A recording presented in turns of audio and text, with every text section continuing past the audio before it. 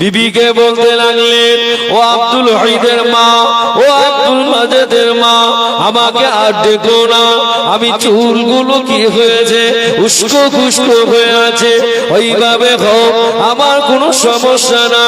আমার বসিরাটে বড় মাওলানা কোন রকম ভাবে মাটির ট্রেন ধরে বাবা হেঁটে হেঁটে হেঁটে হেঁটে মাটির ট্রেনটা ধরে হুজুর আমার শেয়াগালা পর্যন্ত বাবা, তার আগ পর্যন্ত গেলে হুজুর আমার ওখানে যেই নামলে হুজুর শেয়াগালা পর্যন্ত যেই আসলে বাবা, শেয়াগালা আসবার পরে হুজুরের পায়ে থেকে জুতোটা খুলে নিলেন, জুতোটা খুলে নিয়ে বগল দাবায় নিয়ে বসিরাটে বড় মাওলানা হুজুর আমার হাঁটতে শুরু করলো। দাদা পীর সাহেব যে কাফের বলে ফতোয়া দিয়েছে, বসিরাটের বড় মাওলানা যাচ্ছেন হুজুরের কাছে, কিন্তু পুরোপুরো আশেপাশে ওই সমস্ত কিছু মানুষরা তারাও বুঝতে পেরেছে মুজাদ্দিদুজ্জামানকে কাফের বলে ফতোয়া দিয়েছে, এটাও তারা বুঝতে পেরেছে। কিছু কিছু আলেমেরা হুজুর আমার জুতোটা বগলে করে নিয়ে যায়, কিছু কিছু সংখ্যক মানুষেরা বলে বসিরাটে বড় মাওলানা এত শিক্ষিত মানুষ, এত এত মালমা, এত সুন্দর মানুষ, এত উচ্চ শিক্ষায় শিক্ষিত, আর ফকিরের কাছে কি জন্য যায়? বসিরাটে বড় মাওলানা বলতে লাগলেন, আমি ফকিরের কাছে চাই কি কোথায় যায় সেটা আমি জানি, আমি তোমাদের কোথায় উত্তর দিতে পারবো না, তবে তোমাদের কাছে ওটা ফকির বলে মনে হয়, কিন্তু না, উনি ফকির নন, উনি হলেন জামানার একজন মুজাদ্দিদ, আল্লাহ করে পাঠিয়েছেন। তোমরা আমাকে অমন বলো না। বসিরাটে বড় মাওলানা এইভাবে মনটা কাদু কাদু হয়ে মনটা বন্ধ করা হুজুর আমার চেই না, আস্তে আস্তে আমার দাদা পীরের কাছে চেই না চলতে লাগলেন। আমার দাদা পীর রহমাতুল্লাহ আলাইহি বলতে লাগলেন, বাবা বড় মাওলানা তুমি যা আমার কাছে এসেছো, কি জন্য এসেছো বলো বাবা? হুজুর ব্যাধি মাফ করুন, হুজুর আপনি যা আমাকে দেখে দাঁড়িয়ে গেলেন, হুজুর ব্যাধি ক্ষমা করবেন, আপনি আমাকে দেখে দাঁড়াবেন না, আপনি হলেন আমার পীর, আপনি হলেন আমার পীর, আপনি হলেন আমার উস্তাদ, আপনি হলেন আমার শিক্ষক, আপনি আমাকে দেখে দাঁড়াবেন না। এই না বলবার পরে মুজাদ্দিদুজ্জামানের কাছে গিয়ে মাথাটা ঘাট করে খুব আদবের সঙ্গে বিনয়ের সঙ্গে বলে, হুজুর ব্যাধি মাফ করুন, হুজুর একটা কথা বলবো। আল্লাহর ওলি মুজাদ্দিদুজ্জামান বলতে লাগলেন, বাবা বড় মাওলানা কি কথা বলো না বাবা বলো।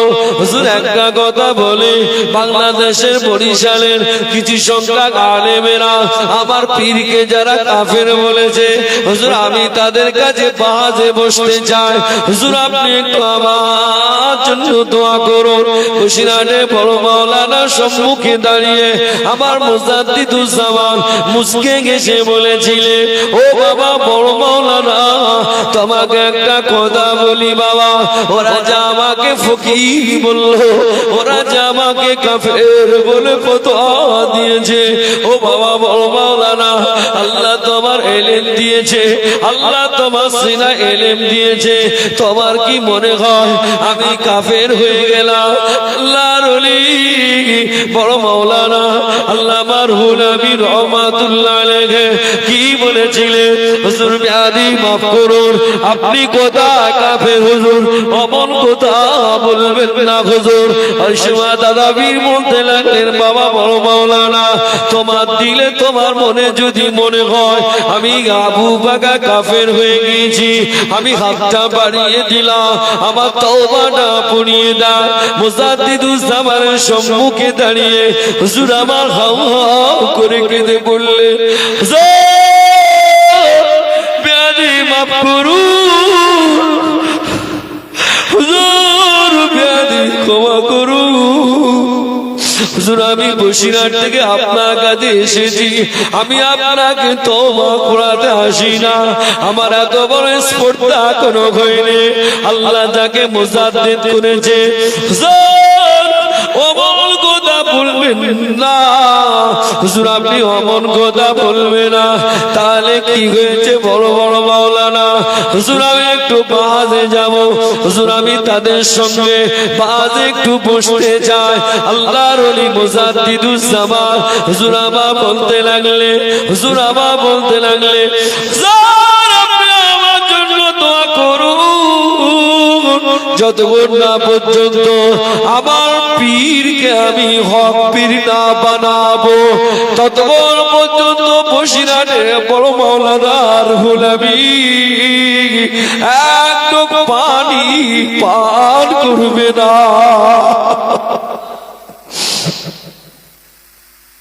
মুজাদ্দিদুস জামান বলেছিলে, হাতটা জড়িয়ে ধরে বলেছিলে, ও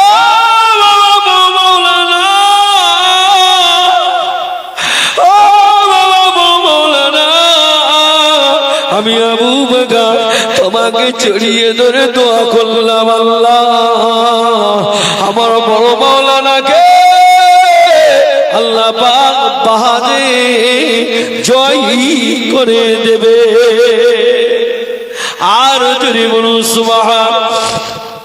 হুজুর আমার ওখান থেকে চলে আসলে, হুজুর আমার গোজাডাঙ্গা বর্ডার ক্রস করলে, হুজুর আমার গোজাডাঙ্গা দিকে গেলে, হুজুর আমার যাওয়ার পরে সাতক্ষীরা, ঝিনাইদহ, কুষ্টিয়া, বরিশাল, বাবাজি আমার পাবনা, যশোর, খুলনা, বাবা চট্টগ্রাম পার হয়ে হুজুর আমার বরিশালে চলে গেলে, হুজুর আমার যাওয়ার পরে সমস্ত আলেমেরা সকল এক জায়গায় বসে রইলেন। হাজার হাজার আলেম একদিকে, আর বসিরহাটে বাংলার বাগ মুজাদ্দিদুস জামানের বাগ আমার বড় মাওলানা একদিকে। হুজুর আমার দলিল আল্লাহ পেশ করেন, হুজুর দলিল দিতে দিতে দিতে দিতে দিতে দিতে এমত অবস্থায় আস্তে আস্তে বরিশালে আলেমেরা উঠে পালাচ্ছে। হুজুর আমার হুঙ্কার দিলেন, বাংলাদেশের বরিশালে আলেমেরা চলে গেলে হবে না, বসে যাও, এখানে বসে যাও, আগে লেখো, আগে লেখো, বাংলার পীর মুজাদ্দিদুস জামান হক পীর, এটা লিখে তারপরে উঠবে, তার আগে উঠবে না। গোটা বরিশালে আলেমেরা আল্লামা হুজুরের সামনে সব লিখে সই করে আমার পীরকে মুজাদ্দিদুস জামানকে হক পীর বানিয়ে আল্লাহর ওলি বড় মাওলানা হুজুর আমার বাংলায় ফিরে এসেছিলে। তুই জোরে বলা যায় না, তুই জোরে বলা যায় না, দেখবে ফিরে আসা। হুজুর ফিরে এসে বাড়িতে গেলেন না, সুবহানাল্লাহ বলে। অনেকটা দিন সফর চলে গেল, জানে আব্দুল ওয়াহিদ আব্বা বাড়ি আসে, হুজুর আমার বাড়িতে গেলে, হুজুর আবার ফের মাটির ট্রেনটা ধরলেন, মাটির ট্রেন ধরে আবার ফের হুজুর আবার চলতে লাগলেন ফুরফুরা শরীফের জমিনে। হুজুরকে দেখা মাত্র মুজাদ্দিদুস জামান উঠে দাঁড়িয়ে গিয়েছিলেন, মাফ করুন হুজুর, ব্যাধি ক্ষমা করুন হুজুর, আপনি আমাকে দেখে উঠবেন না হুজুর, আমি বড় লজ্জিত, বড় শর্মিন্দা হয়ে যায় হুজুর, হুজুর আপনি আমার থেকে উঠবেন না। মুজাদ্দিদুস জামান সমস্ত খলিফাদের সম্মুখে রেখে আমার বড় মাওলানাকে বলেছিলেন, বাবা বড় মাওলানা, আমি আবু বকর শুধু উঠে দাঁড়াই না, আল্লাহ তোমার সিনায় যে ইলম দিয়েছেন বাবা বড় মাওলানা, তার জন্য শুধু আমি আবু বকর নয়, আল্লাহ ফেরেশতারাও তাজিম করে। জোরে বলে যাতে আলেম ছিল ভাই, ওরা কারা এখানে বক্তব্য কারা, আমি মিলাদ করব না, নিতে যাচ্ছি দোকানে এই জায়গায় বসে কি জানি, তাই এই জায়গায় বসে একটু সুরে বসে, ওরা জানে না মিলাদ হচ্ছে কেন, হ্যাঁ মুশকিল বলবো, পানি ফল বন্ধ কর।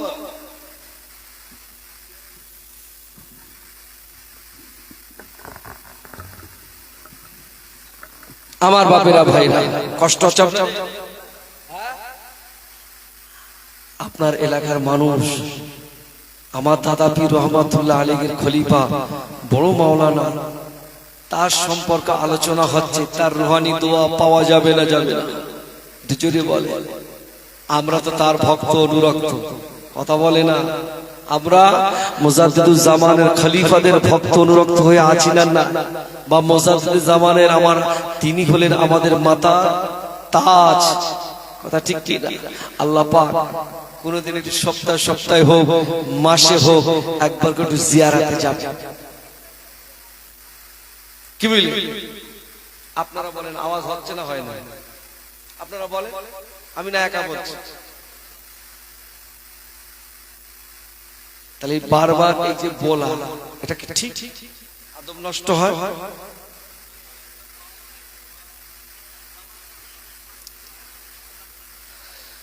একবার দরুদ শরীফ পড়ে নেন, আল্লাহুম্মা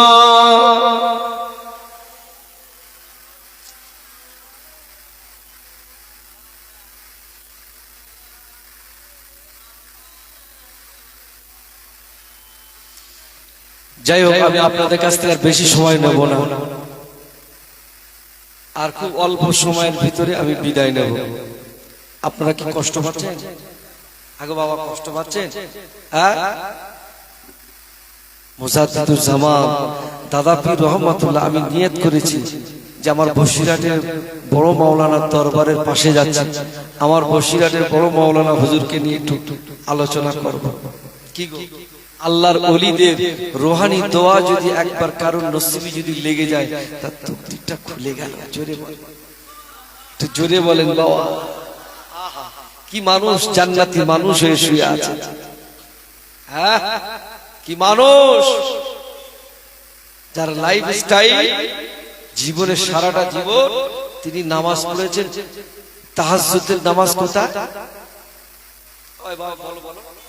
মক্কা শরীফ। মুজাদ্দিদুল জামানের একজন খলিফা আছেন, যার নাম হলো সুফি আব্দুল মোমিন। কেউ গিয়েছেন হুজুরের মাজারে? কথা বলেন, গিয়েছেন কেউ? হ্যাঁ, জাননি। ফুরফুরা শরীফে যাওয়ার আগে বলগেছিয়া বলে একটি জায়গা আছে, শুনছেন? ওই বলগেছিয়া থেকে লেভেল ক্রসিংটা পার হয়ে কিছুটা গেলে ওখানে হুজুরের মাজার। এই তামাম জমিনে যত আউলিয়াদের মাজার আছে, সমস্ত মাজার আপনি দেখবেন, সমস্ত মাজার থেকে ওটা একটু ভিন্ন। আজও পর্যন্ত হুজুরের রওজার উপরে গাছ ছায়া করে আছে না না?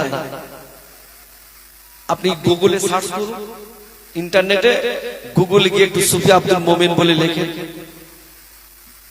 দেখতে পাবেন। এই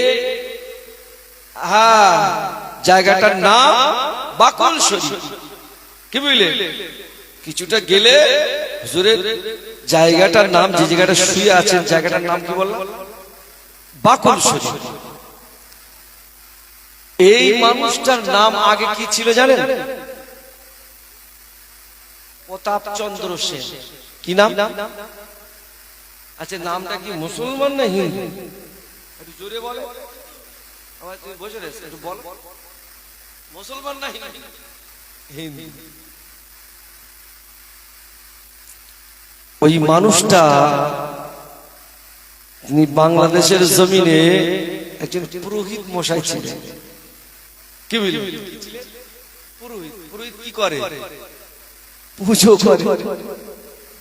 আর মুজাদ্দিদুল জামান দাদা পীর রহমাতুল্লাহ আলাইহি হুজুর আমার যাবে কোথায়? বাংলাদেশে। হুজুর এদিকে সব সফর কমপ্লিট করে বাংলার জমিনে যাবে।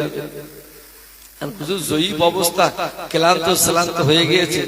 আর হুজুরকে যে জায়গাটা থাকতে দিয়েছে, ওই জায়গাটার পাশে কিছুটা দূরে একটা মন্দির আছে। শুনতে পাচ্ছ? পাশে একটা মন্দির আছে।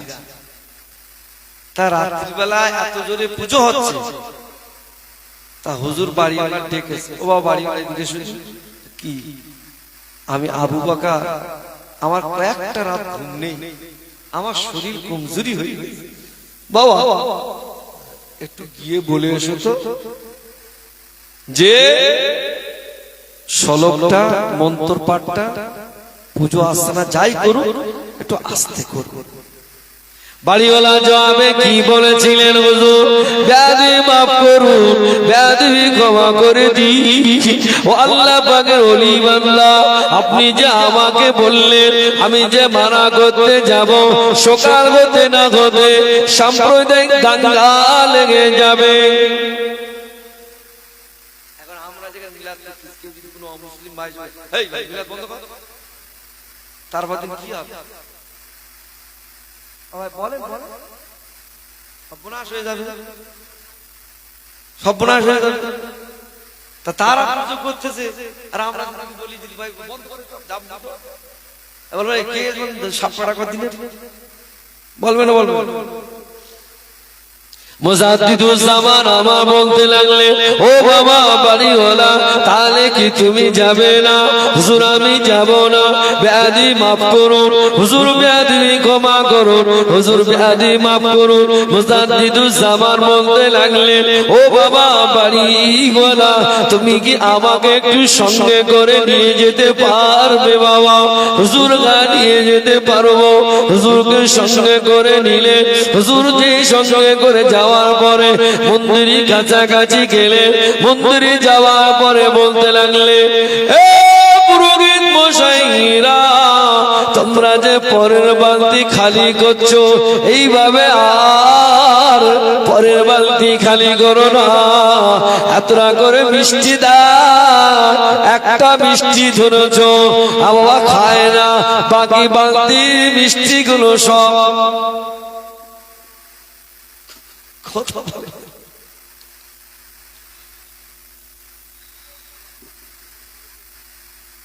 কি বুঝলি? মিষ্টি আনতেছে, ফল আনতেছে, এটা আনতেছে, ওটা আনতেছে। তাদের বিশ্বাসের ভিতরে তারা যা করছে করুক, আমাদের কোনো দুঃখ নেই। কিন্তু কথা হলো ধরে এক টাকা তুলতেছে, তুলে থেকে আর অন্য সব সাগরে ধারে যায়, বালতি খালি করে দাও, বালতি ছেড়ে দাও, যা তোমার পুজো হয়ে গেছে। দাদা বিপদ বলবো বাবা এইভাবে কদিন চলবে কারবার? কেন হুজুর কদিন চলবে?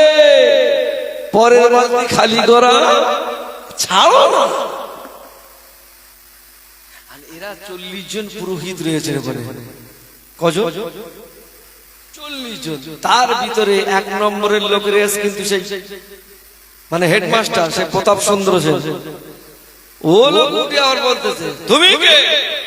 কথা আমি অন্য কিছু, আমি অন্য কেউ নয়, আমি হলাম ফুরফুরা আবু বকর। যদি বল তা বলছে আমরা কিভাবে কি করতেছি না করতেছি তোমারও তো বলার কি দরকার? বলতে আমি বলতে যাইনি, তবে তোমরা যা চালাচ্ছ এটাই বললো। তা বলছে তুমি খাওয়াতে পারবে? তা বলছে না, তবে হ্যাঁ আল্লাহ যদি আমার দ্বারা যদি করিয়ে নেয় সব খালাস হয়ে যাবে। এক কথা ঠিক কি না? আল্লাহ পারে না। একদিকে মন্দিরের পুরোহিতরা সব ভর্তি, গোটা ময়দান ভর্তি, চ্যালেঞ্জের মোকাবিলা এসে গেছে না আসেনি? টোটাল মন্দিরের পুরোহিতরা একদিকে, টোটাল তার জনগণ একদিকে, আর এপার বাংলা থেকে যাবা মুজাদ্দিদুজ্জামান একদিকে। তানার সঙ্গে কি হচ্ছে ভাই? চ্যালেঞ্জের মোকাবিলা চলে গেল। দাদা পিসাব বললেন, বাবা আমি পারবো না, আল্লাহ যদি আমার দ্বারাই করিয়ে নেয়। তো মিষ্টিটা নিয়ে পুরোহিতকে বলে, এটা ধরো, ধরে ওখানে দাও। যেই দেশে মালে পাত থেকে ওপারে চলে গেছে। সুবহানাল্লাহ বলে এরা 40 জন পুরোহিত বলতে সর্বনাশ হুজুর। ফকির সাহেব বলছে কি হয়েছে?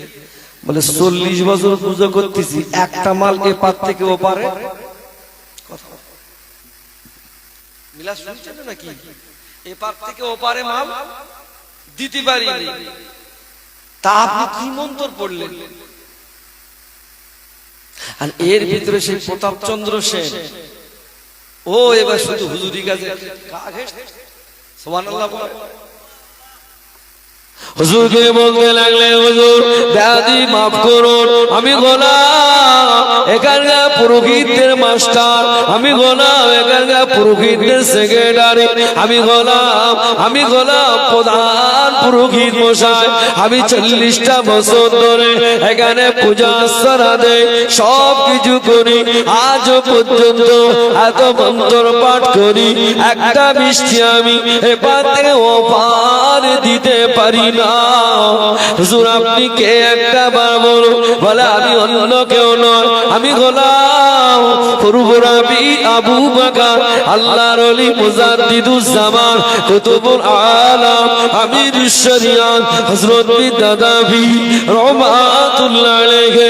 ওই সময়কে বলতে লাগলে পুরোহিত মশাইরা বলতে লাগলেন, 40 বছর ধরে পূজা করার পরে একটা বার এদিক থেকে ওদিক দিতে পারি না, আপনি কি এমন মন্ত্র পাঠ করলেন আপনার মিষ্টি দেওয়ার সাথে সাথে ঝট করে এপার থেকে ওপারে গিলে নিল। হুজুর আমি সব ছাড়তে রাজি, কিন্তু না না না হুজুর ওই মন্ত্র ছাড়তে রাজি নয়। আরো জোরে বলে সব ছাড়তে, কিন্তু ওই মন্ত্র হুজুর বলেন 40 বছর মন্ত্র পাঠ করে সব গ্রাস করে দিচ্ছি, মাল একদিক দিয়ে দিবি।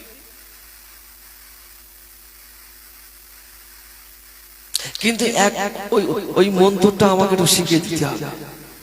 হুজুর বলতে লাগলেন, বাবা এই মন্ত্র শিখতে গেলে হয়তো তোমার বাড়িগত ছাড়া হতে পারে, এই মন্ত্র শিখতে গেলে তোমার বাপ মা হয়তো তোমাকে তাড়িয়ে দিতে পারে, তোমাকে তুচ্ছাই করে তাড়িয়ে দেবে। হুজুরকে বলতে লাগলেন, হুজুর বেয়াদবি মাফ করুন, সব ছাড়তে রাজি, কিন্তু আপনার কদম ছাড়তে রাজি নয়।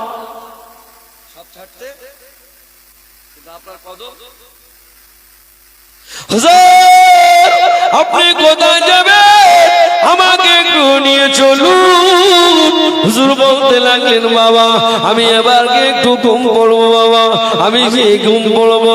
মুজাদ্দিদুজ জামান হুজুর আমার সারা রাত ঘুমিয়ে পড়লেন। দেখতে পাওয়া যায় গভীর রজনীতে শেষ ভাগে উঠলে তাহাজ্জুদের নামাজ আদায় করলে, বাবাজি আমার ফজরের নামাজটা আদায় করে ঘরের দরওয়াজাটা যে খুললেন, প্রতাপ চন্দ্র সেন চুক্তি মেনে সারা রাত দাঁড়িয়ে রইলে। টার্গেট কি? ওই মন্ত্র সারা রাত দাঁড়িয়ে রয়েছে। যদি হুজুর এখান থেকে চলে যায় তাহলে তো আমার বনাশ হয়ে যাবে।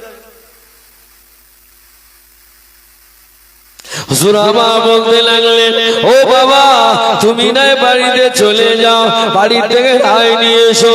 হুজুর আমি বাড়ি থেকে রায় যাব না, আমি যে চলে এসেছি আমি আর বাড়িতে যাব না। হুজুর আমি আর বাড়িতে যাব না, হুজুর আমি আপনার সফর সঙ্গী হয়ে যাব। আপনি যেখানে যাবেন আমি আপনার পার্টিটা নিয়ে সেখানে যাব, আমি আপনার সফর সঙ্গী। হুজুর আপনি আমাকে ছেড়ে দেবেন। হুজুর বলতে লাগলেন, বাবা ঠিক আছে তাহলে চলো।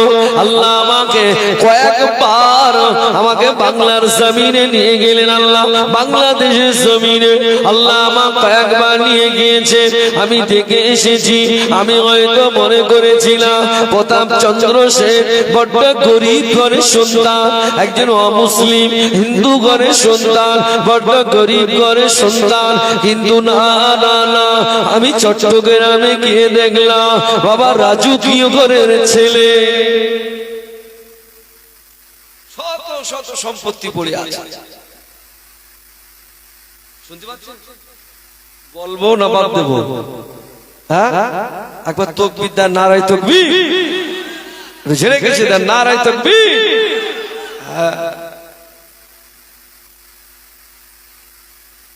এইবার আমি যখন দেখার পরে আমার চিন্তা হচ্ছে সর্বনাশ, এত দামি ঘরে মানুষ, সেই লোকটা বাপ মা সয় সম্পত্তি সব ছেড়ে দিয়ে চলে গেল। তারা তো ফুরফুরায় গেছে, আর আমরাও তো ফুরফুরা শরীফে যাই, তো হালুয়া মুরব্বা কিনে বাড়ি আসি। আর তারা অমুসলিম ধরের মানুষ ফুরফুরা শরীফে গিয়েছে, আল্লাহর ওলি তৈরি হয়েছে। জোরে বলো। মুজাদ্দিদুজ্জামান বলতে লাগলেন, বাবা তুমি না বাড়িতে চলে যাও। ওই সময় বলতে লাগলেন, হুজুর আমি বাড়িতে যাব না, হুজুর আমি বাড়িতে যাব না, হুজুর ব্যাধি মাফ করুন, হুজুর ব্যাধি ক্ষমা করুন, আমি বাড়িতে যাব না। আল্লাহর ওলি মুজাদ্দিদুজ্জামানের হাতে হাত দিয়ে কলেমা পড়ে মুসলমান হয়ে গিয়েছিলেন।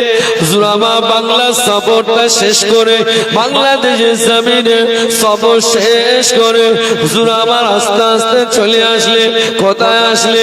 ফুরফুরা শরীফে চলে আসলে। ফুরফুরা শরীফের ভিতরে যাই না প্রবেশ করবেন, আমার দাদা পীরের মেজ সাহেব জাদা, আমাদের সকলের মেজলা হুজুর পীর কেওলা, যার নাম হলো আবু জাফর সিদ্দিকী রহমাতুল্লাহ আলাইহি, মুজাদ্দিদুজ্জামান আবু জাফর বলে ডাকলেন, ও বাবা আবু জাফর এদিকে এসো, বাবা এদিকে এসো, রহমাতুল্লাহ আলাইহি। হুজুরকে ডাকলেন, বাবা ডাকবার পরে হুজুরকে বলতে লাগলেন, বাবা আবু জাফর মেজলা হুজুর পীর কেবলা, আমার এই আব্দুল মোমেনকে, এর নাম আগে ছিল প্রতাপ চন্দ্র সেন, আমি বড় আদর করে নাম দিয়েছি আব্দুল মোমেন। আমার আব্দুল মোমেনকে সুন্দর করে কলেমা শরীফ শেখাও, সুন্দর করে কোরআন শেখাও, সুন্দর করে সবকিছু শিখিয়ে দাও, হালাল হারাম জায়েজ না জায়েজ পাক না পাক সবকিছু শিখিয়ে দাও। সবকিছু শেখানো হয়ে গেল। কিছু সময় কিছু বছর যাওয়ার পরে মুজাদ্দিদুজ্জামানের ওই খলিফা সুফি আব্দুল মোমেন রহমাতুল্লাহ আলাইহি হুজুরের বাড়ির সামনে যে মসজিদটা আছে বাবা, ওই মসজিদের দালওয়ানে হুজুর আমার চুপটি বেড়ে বসে রইলেন। একদল মেহমান এসে হুজুরকে সালাম দিলেন, আসসালামু আলাইকুম। হুজুর সালামের উত্তর দিলেন, ওয়া আলাইকুমুস সালাম। ওরা যে হাতটা আগিয়ে দেয় সুফি আব্দুল মোমেন বাবা তিনি মুসাফা করলেন না, এই না মনে করে কিছু সংখ্যক ওই মুরিদরা যাদের সঙ্গে মুসাফা করলো না, তাদের হৃদয়ে মনে মনে একটা জিনিস উদয় হয়, একটা জিনিস উদয় হয়, হুজুর হুজুর একটা জিনিস উদয় হয়, ও হিন্দু থেকে মুসলমান হয়েছে বলে ওই জন্য এখনো সেই জ্ঞান গরিমাটা যায়নি। এই না সংবাদটা সমস্ত মেহমানেরা দাদা হুজুর পীর কেওলাকে বলতে লাগলেন, মুজাদ্দিদুজ্জামানকে বলতে লাগলেন, ও আমাদের পীর মুজাদ্দিদুজ্জামান কুতুবুল আলাম আমিরুশ শরিয়াত হযরত পীর দাদা পীর রহমাতুল্লাহ আলাইহি হুজুর আমা বলতে লাগলেন, হুজুরকে বলতে লাগলেন, হুজুর আপনার ওই খলিফা যিনি আব্দুল মোমেন বলে নাম রেখেছেন, আমরা ওনাকে সালাম দিয়েছি, সালামের উত্তর দিয়েছেন, আমরা মুসাফার জন্য হাতটা বাড়াই, আমাদের সঙ্গে মুসাফা করে না। হিন্দু থেকে মনে হয় মুসলমান হয়েছে বলে এতটা অহংকার, আগের মতো অহংকার হয়তো মনে হয় এখনো যায়নি। মুজাদ্দিদুজ্জামান মেহমানদের সঙ্গে করে নিয়ে এসে সুফি আব্দুল মোমেনের সম্মুখে দাঁড়িয়ে যায়। সুফি আব্দুল মোমেনকে ডাকলেন, ও বাবা আব্দুল মোমেন এই লোকগুলো তোমাকে সালাম দিয়েছিল। জি হ্যাঁ হুজুর সালাম দিয়েছিল। তাহলে সালাম দিয়েছো, উত্তর দিয়েছো, ওরা মুসাফা করতে যাচ্ছে, তুমি মুসাফা করলে না। ওই সময় বলতে লাগলেন সুফি আব্দুল মোমেন, হুজুর বেয়াদবি মাফ করুন, বেয়াদবি ক্ষমা করুন, হুজুর আমি বিড়ি খদ্দের সঙ্গে মুসাফা করি না। হুজুর আরো একটা কথা বলি, যারা আমাকে সালাম দিয়েছে মুসাফা করছে, ওদের গাড়ি চেক করে দেখুন হুজুর, ওদের গাড়ির ভিতরে এক বান্ডিল বিড়ি একটা করে দেশলায় আজও পাওয়া যাবে।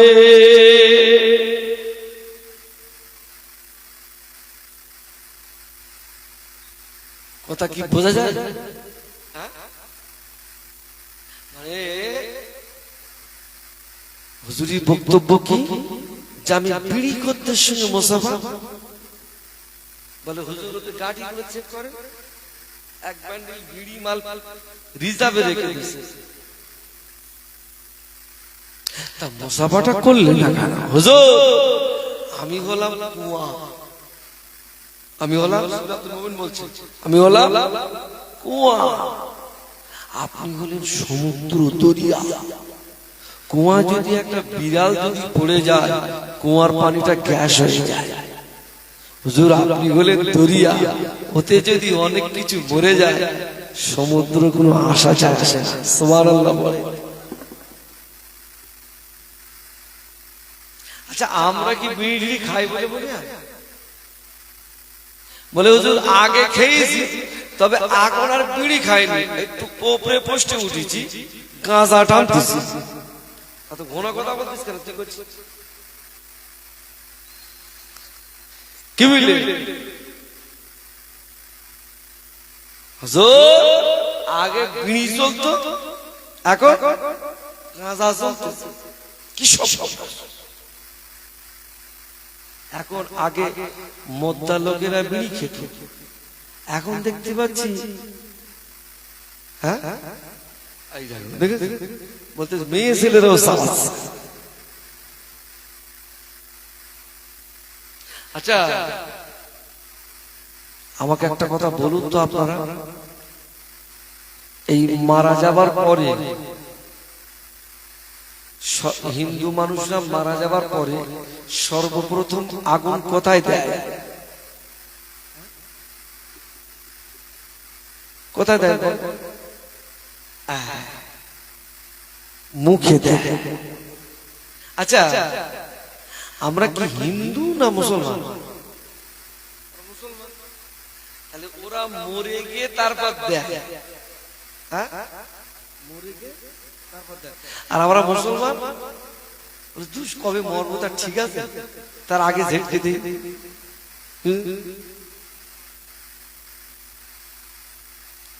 মারা যাবার আগে ইন্তেকালের আগে কেউ যদি এই মুখে যদি বিড়ির আগুন তোলে আল্লাহর রাসূলের সঙ্গে তার দিদার হবে না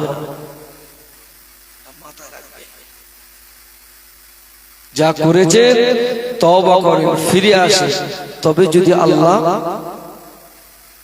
ক্ষমা করে বসিরহাটের বড় মাওলানা সুফি আব্দুল মোমেন হুজুরকে সালাম দিয়েছে দেওয়ার পরে মুসাফা তিনি করে কেন বিড়ি আছে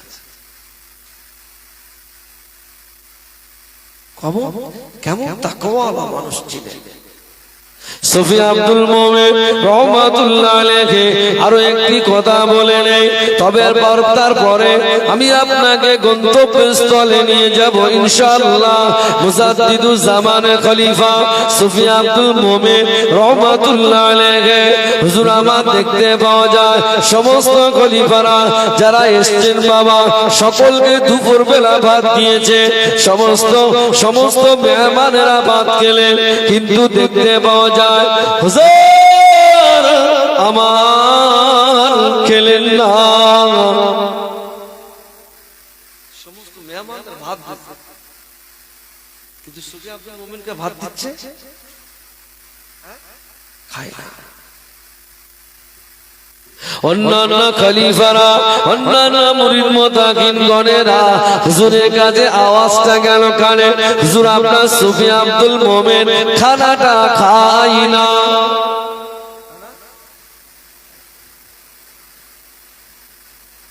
এই বলবার পরে সঙ্গে সঙ্গে আমার অন্যান্য খলিফাদেরকে বলতে লাগলেন বলে আমি বেনামাজির হাতে রান্না খাই না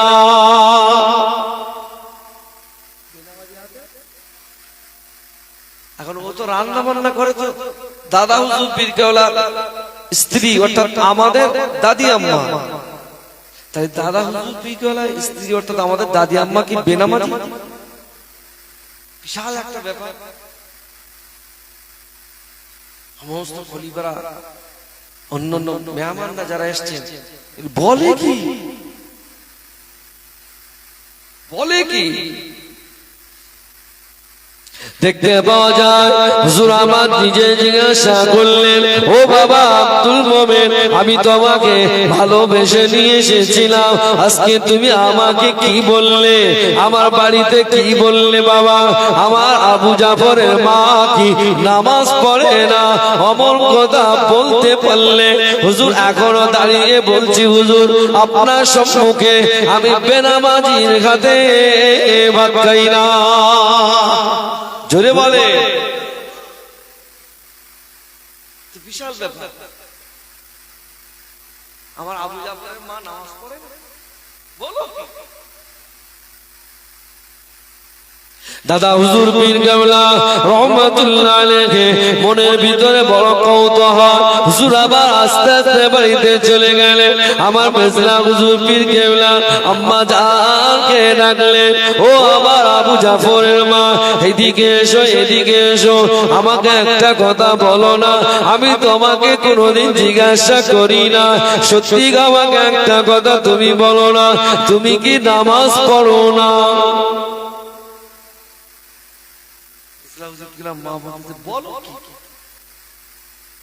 আপনি বলছেন কি? তাহলে আমার আব্দুল মোমেন ভাত খেলো না কেন?